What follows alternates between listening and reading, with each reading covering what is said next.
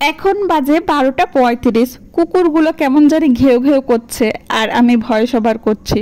সবাই ঘুমাচ্ছে আর আমি ভয় সবার করছি। আসলে টাকা ইনকাম করা এত সহজ না। হ্যালো এভরিওয়ান, আসসালামু আলাইকুম, welcome to my new blog. যারা যারা আমার পেজটিকে এখনও ফলো করেননি অবশ্যই ফলো করে দিবেন। যাই হোক, ভিডিও সম্পর্কে কিছু বলি। আজকে সকালে আমার হাজবেন্ড বলল রুটি খাবো না, আমাকে খিচুড়ি বানিয়ে দাও। তুমি অনেক মজার মজার খিচুড়ি বানাও ঢাকাতে, এখন বানিয়ে দাও। আমি কিন্তু ঢাকায় পারি বাট বাড়িতে পারি না। এই যে দেখেন কেমন হয়েছে, তারপর যা হয়েছে আলহামদুলিল্লাহ। দেন আমার হাজবেন্ড বাইমের মাছ নিয়ে আসলো। সে কিন্তু নদীর মাছ খেতে বরাবরই পছন্দ করে, এই জন্য যেই বলা সেই কাজ। বললো যে তুমি যে খেতে পারো না বাইম মাছ, তো আমি কি জন্য আনবো? তো আমি বলছি সবাই তো খাবে, নিয়ে এনে দাও। তো ওর সাথে অন্যান্য মাছগুলো এনে দিয়েছে, কিন্তু ওদের সাথে দেখলে আমার কেমন জানি ভয় ভয় লাগে, সাপ সাপ লাগে। এর জন্য আমি অন্যান্য মাছগুলোও খেতে পারিনি। ট্যাংরা মাছ ছিল আর কি কি মাছ যেন ছিল, তো সেগুলো নিয়ে আসে। সেগুলো কিন্তু আমি খাইনি, কারণ আমার ভালো লাগে না আসলে। ওদের সাথে দেখেছি মনে হচ্ছে সাপ সাপ লেগেছে, কিন্তু আমার বড় ভাবি এগুলো মাছ খেতে পছন্দ করে, বাইম মাছ, এজন্য বেছে বেছে নিচ্ছিল। তারা অর্ধেক অর্ধেক করে নিল আর কি। তো এখানে বারবার পড়ে যাচ্ছিল তারাজু থেকে, তারাজু দাঁড়িপাল্লা আর কি বলে, তো সেখান থেকে বারবার পড়ে যাচ্ছিল আর মানে উঠাচ্ছিল ভাবি। তারপরে ফাইনালি মেহমানরা আসে, তো এখানে লুচি পরোটা ভাজা হচ্ছিল। তো আমি একটু ভিডিও করেছি। লুচিগুলো অনেক মজার মুচমুচে করে ভেজেছিল, আমার খেতে অনেক বেশি মজা লেগেছিলো। আমি একটা খেয়েছিলাম আর কি। আর এখানে পোলাও ভাত রান্না করছিল সেজে ভাবি, তো আমি একটু ভিডিও করে ফেললাম।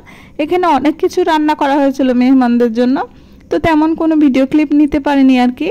এখানে আলু ভাজিও ছিল আর কি। এখানে শশা কুচি কাটা হয়েছিল, দেন লেবুও কেটে ফেলছে, কারণ মেহমান আসলে সব কিছু রেডি রাখতে হবে, জন্য আগে থেকে কমপ্লিট করে নিয়েছিল। আর এখানে রোস্ট ভাজছিল ছোটো আম্মা। ছোটো আম্মার রান্না অনেক মজার সত্যি। গরুর মাংস, মুরগির মাংস, রোস্ট, বেগুন ভাজা, আরও কী কী যেন ছিল, বাট ভুলে গেছি, তেমন ভিডিও করা হয়নি। যতটুকু পেরেছি আর কি করেছিলাম। দেন মেহমানরা চলে গেছে, তারপর আমরা বউরা বলছি যাই একটু ঘুরে আসি বাইরে থেকে, কারণ অনেক কষ্ট হয়েছে আজকে সারাদিন অতিরিক্ত গরমে। তারপরে বললাম যে চলেন আমরা শাক তুলতে যাই। তো ছোটো আম্মা বাড়ি চলে যাবে, এর জন্য শাক তুলবে, তো আমরা সবাই মিলে চলে গেলাম। আর এখানে লামিয়া মামুনিরা তার নানির বাড়ি যাবে, এর জন্য রেডি হয়ে গেছে সুন্দর একটা জামা পরে। আর নিহাম্মুটা বলছে চলো আমিও যাই।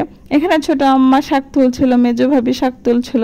যখন শাক তুলছিল মনে হচ্ছিল যে চা বাগানের চা তুলছে, মনে হয় মেয়েরা, খুবই সুন্দর লাগছিল। আর অনেক সুন্দর সুন্দর শাক, তো এই জন্য আরও বেশি ভালো লাগে। আর এখানে মামুনি সন্ধ্যার সময় বাড়ি চলে আসলো, মানে একজন গেস্ট আসছিল, এই জন্য তার আম্মু যেতে পারেনি। দেন এখানে ভাই বোন সবাই বসেছিল আর মজা করছিল। তো আমি বলছি চাদরের উপরে বসে ছোট বাচ্চাদের সত্যি সুন্দর লাগে, যখন ফুল করা একটা চাদর থাকে সেখানে বসালে একটা খুব সুন্দর একটা রানী রানী ফিল আসে। তাদেরকে বসতে বললাম, তো ভালো লাগলো তাই তাদেরকে ভিডিও করে ফেললাম। তো যাই হোক, কেমন লাগলো ভিডিওটি অবশ্যই কমেন্ট বক্সে জানিয়ে দেবেন। আজকের মতো এই পর্যন্ত, ভালো থাকবেন, সুস্থ থাকবেন, আল্লাহ হাফেজ, আসসালামু আলাইকুম, ভালো থাকবেন।